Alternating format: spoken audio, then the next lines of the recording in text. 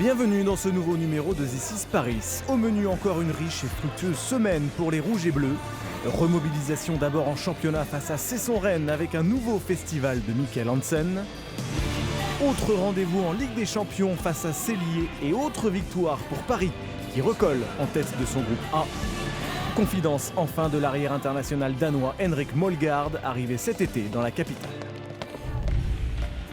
On commence avec la 12e journée du championnat de France. Paris, solide leader de D1, accueille Cesson-Rennes à Coubertin.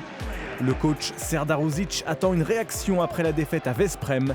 Elle arrive très vite par l'intermédiaire de Lucas Ballot. Les frères Karabatic, où le diamant de Kara brille encore. Thierry Omeyer réalise lui 11 arrêts et termine à 32%. Quant au festival Hansen, 9 buts sur 12 tirs, 75%, soit sa moyenne habituelle cette saison. S'il vous plaît. À la pause, Paris bascule à +9.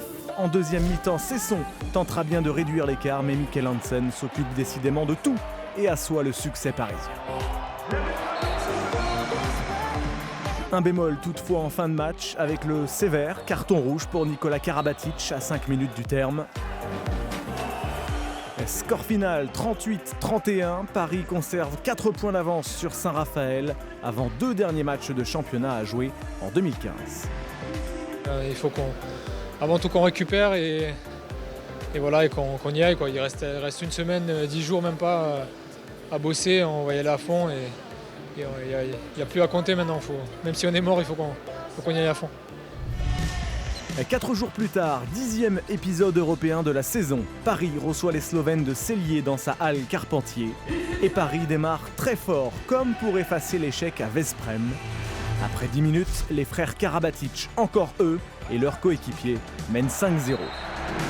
Début de feu et défense de fer. Oh, superbe! Un bout portant, Thierry Omeyer. Omeyer, encore impérial, Daniel R. Narcisse inscrit lui 7 buts.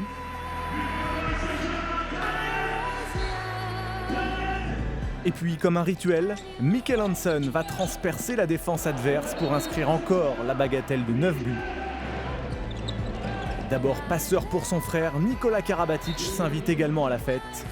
Mais le but du match est slovène. Oh, le double kung-fu magnifique! Paris s'impose tout de même 32-27 et est désormais co-leader de son groupe avec Flensburg. Je pense qu'on peut être satisfait d'être première partie en Ligue des Champions. Là, on a terminé sur une bonne note. Je pense surtout qu'on est satisfait de notre niveau de jeu qui a progressé par rapport au premier match de championnat où on se cherchait et c'est normal. Et voilà, je pense qu'on a bien progressé tout au long de cette première partie de saison et on finit bien, donc c'est cool. On termine ce This is Paris avec Henrik Molgaard. Arrivé en prêt cet été, l'international danois s'est vite intégré. Le double buteur face à Cesson, l'arrière-gauche se confie sur les ambitions parisiennes ainsi que sur son compatriote, Mikkel Hansen, sur un nuage. The way we play in France is a lot different from the way that I used to play in Denmark. It's more, it's maybe faster and much more tactical. Where here it's more physical all the time, and every match is really tough for us because, yeah, of course we try to be the best, and the other teams they really want to beat us. So we meet a lot of tough opponents every week.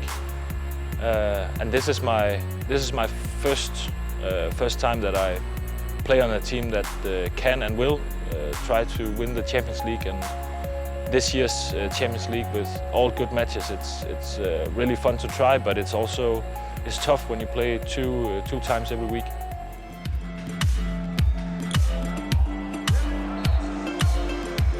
I'm not surprised, but I'm really impressed.